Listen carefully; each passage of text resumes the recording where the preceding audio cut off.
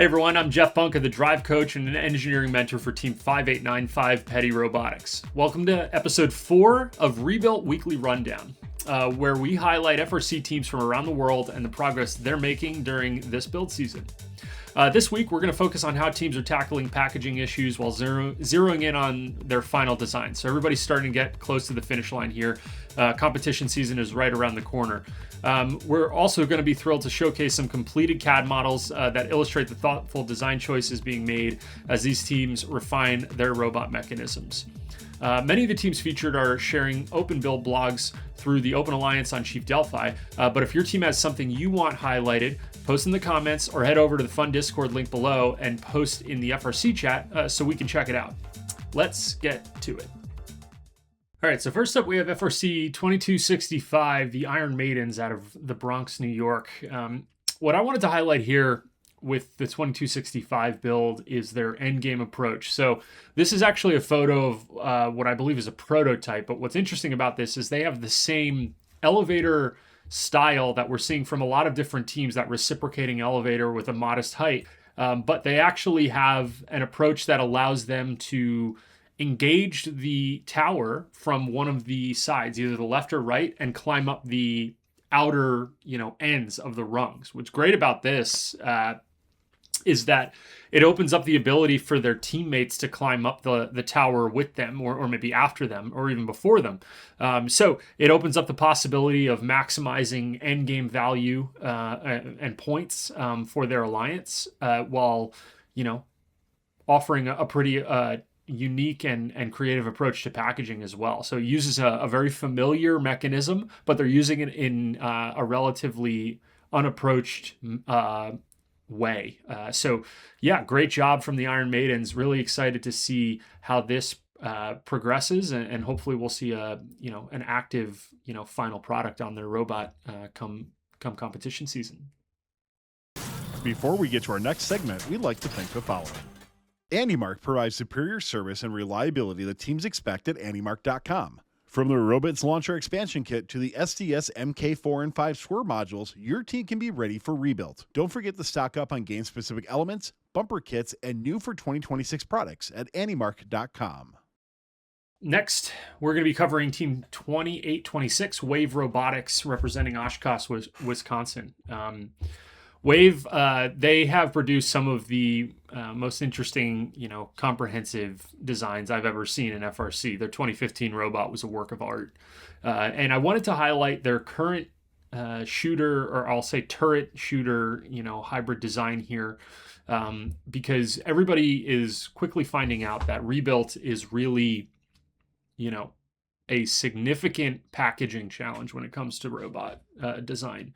The actual game challenge of scoring fuel in the goal is relatively straightforward and not super difficult. You can even do it relatively well with the kitbot, but playing at a high level really does require you to be able to do more things more efficiently and package more functionality into a more modestly sized robot. This is a great example that Wave is doing an excellent job right now. This is, I believe, their version 3 of their turret, and I just wanted to break down some of the interesting packaging choices here.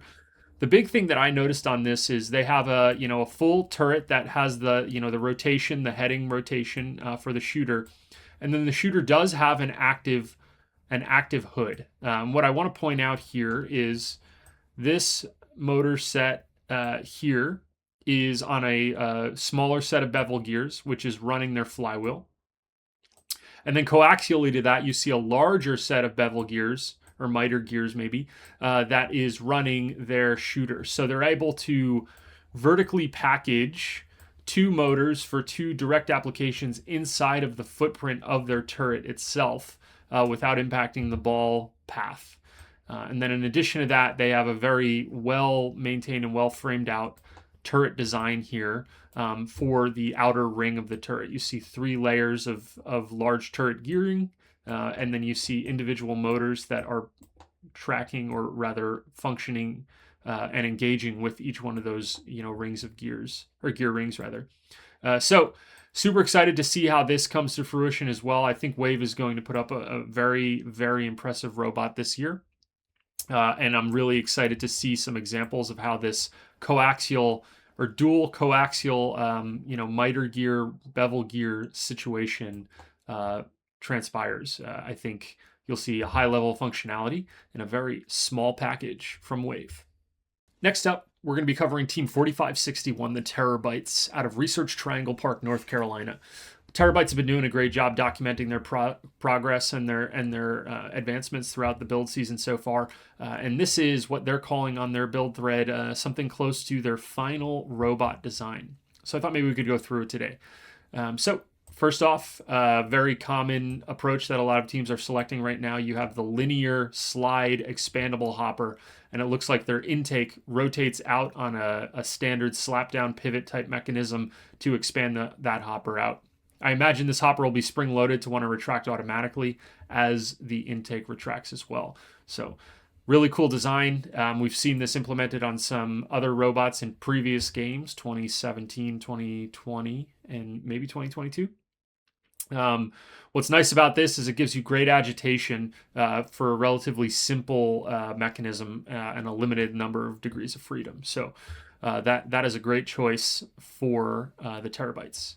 They have a double shooter static system. So their shooter is not on a turret, but I imagine because it is a double shooter or double wide shooter, they will have a large amount of throughput. And then you can see here the rack and pinion style active hoods. So the shooter does have the ability to, or the shooters rather do have the ability to adjust the trajectory angle of the fuel as it leaves their robot. And then another great packaging example here, we have what looks like something similar to the EveryBot climber that is integrated into their shooter plate or their shooter tower mechanism. So they can get a quick L1 climb, probably back that off at the end of auto and start playing the match, which is awesome as well. So this robot looks like it's going to be a beast, really. The Terabytes have the ability to hold a large amount of fuel in their expandable hopper. They can pick up off the floor, of course, and then they have a high throughput double static shooter with a quick and simple L1 climb. Terabytes are going to be a force to be reckoned with this year. I'm excited to see this robot running around. Before we get to our next segment, we'd like to thank the following. Kettering University's cutting-edge programs and their experiential co-op model seamlessly blend the professional and academic worlds, offering hands-on, future-focused learning that empowers students to pursue new ideas and inspires other institutions to follow their lead. Don't just be ahead of the curve, create the curve. Get more information at kettering.edu/first. Finally, on this episode, we're going to be looking at the current build for Team 5847 Ironclad out of Bradley, Illinois. Ironclad with another very complete CAD model right now with a slightly different archetype from the previous Terabytes model that we just reviewed. Ironclad is going with a single turreted shooter. It looks like they do have an active hood on it. They have a big wide ground intake and an expandable linear hopper. And then they're going with a belted floor indexer, similar to the 118 2017 robot that everybody's been referencing as of recently. A couple things to note on here. The linear hopper, expandable hopper, is not spring-loaded from what I can tell. And instead, their slap-down intake has a slot that it interacts with. So as this intake rotates up, it lifts and pulls back the hopper. And as it rotates down, it drops and deploys the hopper. So the hopper is a passive mechanism that is operating off of the same actuation as the intake.